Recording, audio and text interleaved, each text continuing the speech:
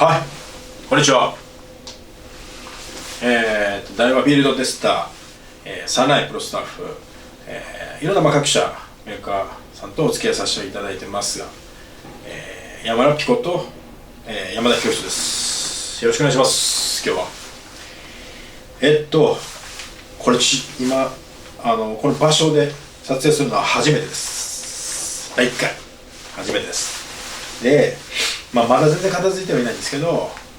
いい感じにはなってはきています。そうとは言っても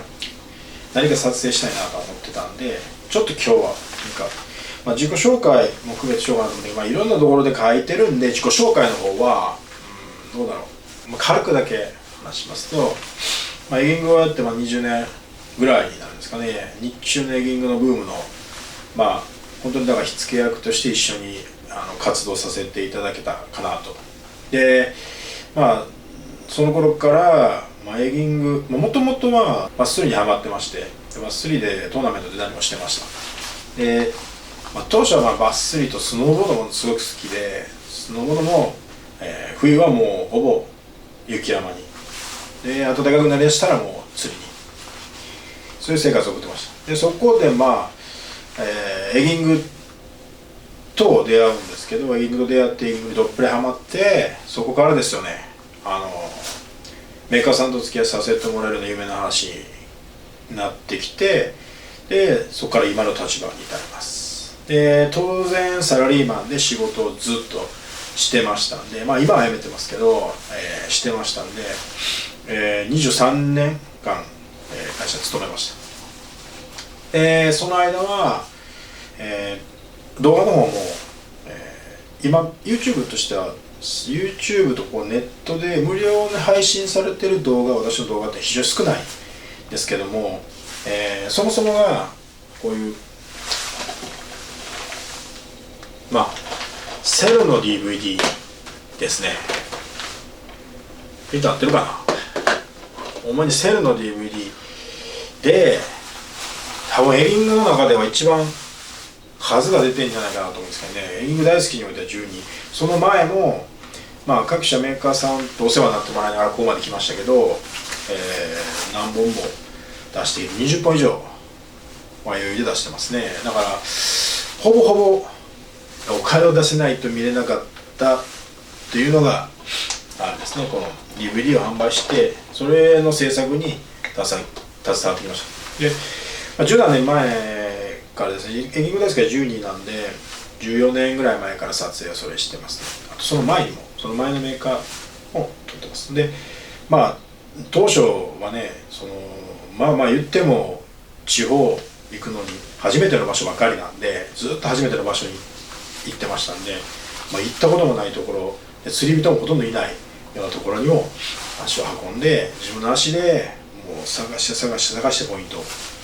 撮影してきました。それも全部この DVD を含めて土日です。これが土日を含めた金土日月、日にちは1日移動ぐらいで、ほぼ土日で取材をやってきたんで、多分ご覧になられている皆さんと同じ環境で釣りをしてきたかなと。だからそこでやっぱ土日の釣りってすごい難しいんですね。本当にだからずっと経験してないとなかなか分かんないと思うんですけども、この場所取りからね、すごい人気なポイントにはほとんどね入れないし、だからそういうところでエギングブームがボーン来たんで、またそれに乗ってすごい人になったんで、釣り場がね、大変な状態でした。大変な状態でここまで来ました。同じことまたやれって言われてもなかなか難しいかもしれませんけど、そうやって動画を、撮ってきました。そこでちょっと僕は YouTube を始めて、 YouTube で無料の動画を、皆さんに見ていただけたらなと思ってスタートさせたわけです。でその中でもこのセルの動画あれなんですけど、エギングだけじゃなくって僕は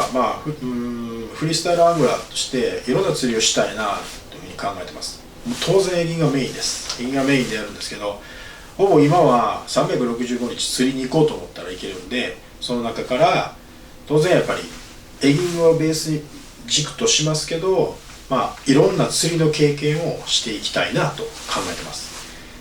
もちろんその経験がエギングの開発にフィードバックできたらなと思ってるんで、ベースは軸はそこです。で、いろんな釣り、僕は釣り自体がすごく全て好きなんで、いろんな経験を、していきたいなと。自分が成長する上でも一つの道具、一つの聴手でやってるともう視野がすごく狭くなってくるので、もっと広く見て、道具を開発していきたいなと今後思ってます。で、各メーカーさん今ね、いろいろここにちょっと表示してる、表示しようかなしてるみたいなメーカーさんいろいろとお世話になってるんですけども、エギも含めてラインをいろんな道具を今まで作ってきました。で、今日はちょっと、そうとは言うても自己紹介だけで終わってもあれなんで、よく質問を受ける内容があります。案件があります。それは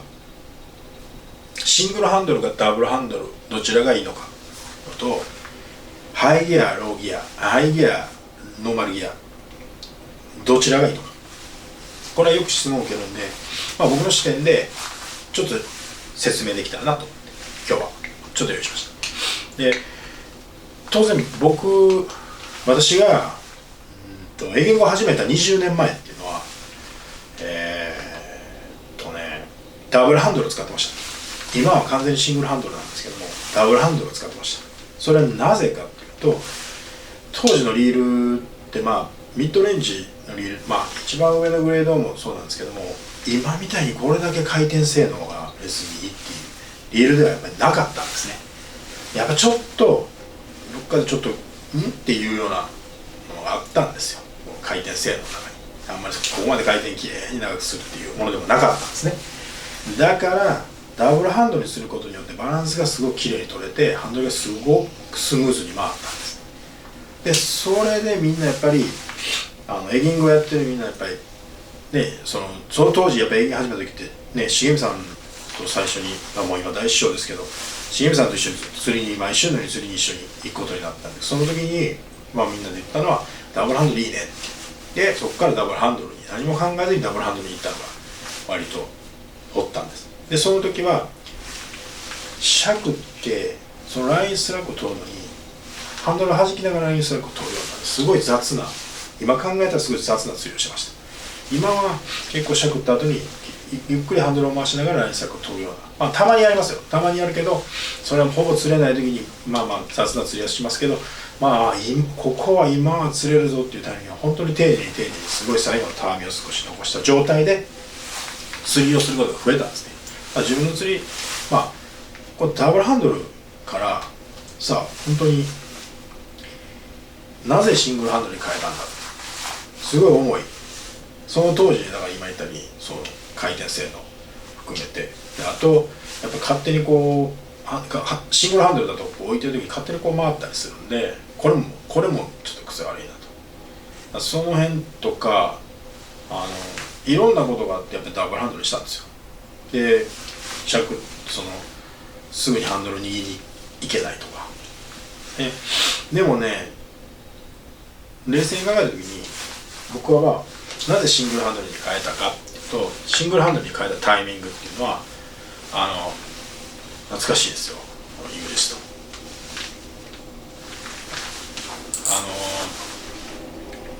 ちょうど大和さんに移籍が決まって、僕は大和さんと一緒に仕事をすることになったタイミングで、いきなりですけどもイグジストの開発にすぐに入らせてもらうことになるんですね。で、イグジストの開発者といろいろと話をしていくうちにだんだん意識が変わってきたんですね。その時に話したのはやっぱりローターをこうすることで 3g です、ここをちょっと肉厚を薄くすることで、2g です、ここをこう変えることで 1g です。で、どれぐらい軽かったんですか、3g は軽くできると思いますって言ってる時に思ったら、僕はダブルハンドルってどれぐらい重くなるんですかねと聞いたら、ダブルハンドル 20g 重くなりますねと。3g 必死で軽くしてるのに、そんな簡単にダブルハンドルで 20g 重くしていいのかなっていうのが、やっぱ開発に入ってその設計者と一緒に話をすればするほど自分の釣りにやっぱり自問自答しだして、そこから考え出すんですね。やっぱり本当にダブルハンドルが必要なのか、いるのかいらないのか、それをやっぱり改めて考えた時に、先ほど言ったみたいに今の釣りってシングルハンドルで成立するような釣りに自分の中でも変わってきたなと。だったらなんかダブルハンドルって嘘ついてきたんかじゃなくって、やっぱ改めてきちっと考え直すと、これって本当はシングルハンドルで釣りをした方がいいんじゃないのかなって。今その時にほぼほぼシングルハンドルを使ってる人ってほぼエギングではダブルハンドルっていうもう定番中の定番になってたんで、それが主流となってたんで、そこに僕がいやシングルハンドルでやってみようで思い切ってシングルハンドルに体を慣らしてシングルハンドルに変えてきました。でできるだけ軽いリードを使いたかったっていうのは思いとしてあります。当然イグジストは最軽量で作ってるんで、フラッグシップモデルを最軽量で作ってるんで、それをやっぱその開発を崩させないためにも軽くでシングルハンドルを使い出したんでね。道具って基本的には感度を僕はある程度やっぱ重視して感度がないとダメだと思ってるんですけども、その感度を追い求めていった時にやっぱりこの軽さっていうのが非常に大事です。軽くないと感度っていうのは伴ってこないんで、まずそこでやっぱ軽いリードを作るために、そういう流れに持っていったんですね。でいろいろ言われました。その時にいろいろ言われましたけど、自分の釣りをしっかりと改めて見直して、そこで僕は一つ新しい釣りの世界に行けたのかなと思ってます。それがもうちょうど大和さんに移籍した時ですからね。であともう一点、ノーマルギアなのか、ハイギア、エクストラハイギア、ハイギアいろいろありますけど、速いそのハンドルの1回転の巻き量が多い方がいいのか少ない方がいいのか、これはズバリ言っちゃうと、春のエギングで、産卵場所をじっくり狙いたいとか、ちょっと杭が悪い時とか、夜でも少し杭が悪いのどうしようか、そういう場合ってやっぱりゆっくりしたペースでやると思ったらノーマルギアとかローギアの方がいいです。当然巻き量が少ないんで移動量が少なくなるんで、エギのその方がいいと思ってます。初速ってあんま変わんないんですよ、尺とエギング。基本的にはこういう4回に分けてしゃくるとかそういうことなかなかしないんで、当然1回しゃくりで1回巻くっていう動作を必ずやるんで、そのハンドルを1回巻いて1回しゃくるって動作で結局移動量っていうのがハイギアの場合増えるんですね。で春のイカはやっぱりゆっくり間合いが欲しいので、多分釣れない人ってその間合い生きてるよっていう間合いをちょっとやっぱり読み違えて次のしゃくりを入れちゃったり、その間合いがうまく合わずに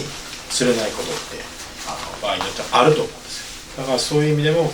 ノーマルギアローギアでゆっくりした釣りをしてあげるっていうのはすごく大事だと思います。で人は考えて釣りをしようとするんですけど、なかなかゆっくりしたペースでやろうとしてもなかなか難しいですね。僕はハイギアを使ってた場合はちょっと食い悪いなと思った場合は、1回しゃくって2回目に巻く、1回しゃくって2回目に巻く、1回しゃくって2回目に巻く、これをすると2回のしゃくりで1回の巻きになるんですね。これは DVD でも紹介してます。 DVD でも過去10何年わたっていろんな話をしてきてます。でそれをやってあげれば間合いってのはちょっと縮めれるんですけど、なかなかそれは難しいし、どうしても手返しが早く釣れないとどんどん手返しが早くなってきます。なので機械に仕事をしてもらう、リールに仕事をしてもらったら、タックルに仕事をしてもらったらそれでいいと思います。だからちょっと遅め。ただ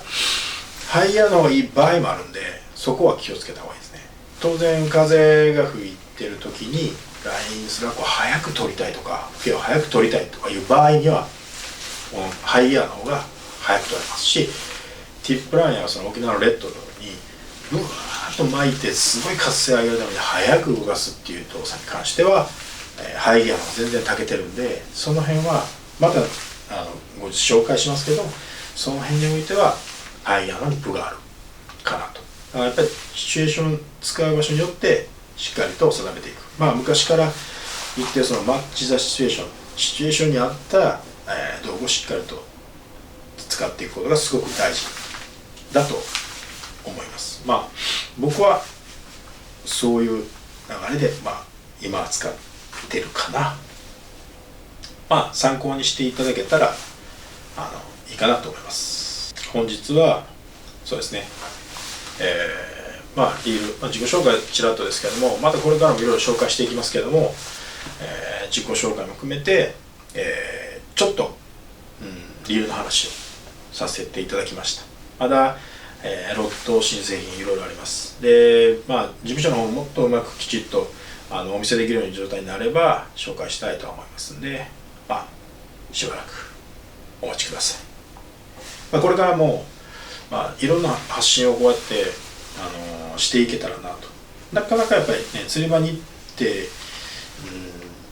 話してるわけではないんで、あまり面白い映像にはならないですけども、ご覧になっていただける方がいたら、ある程度こういう配信もしたいなと思ってますんで、ぜひとも、ご視聴くださって、チャンネル登録の方よろしくお願いいたします。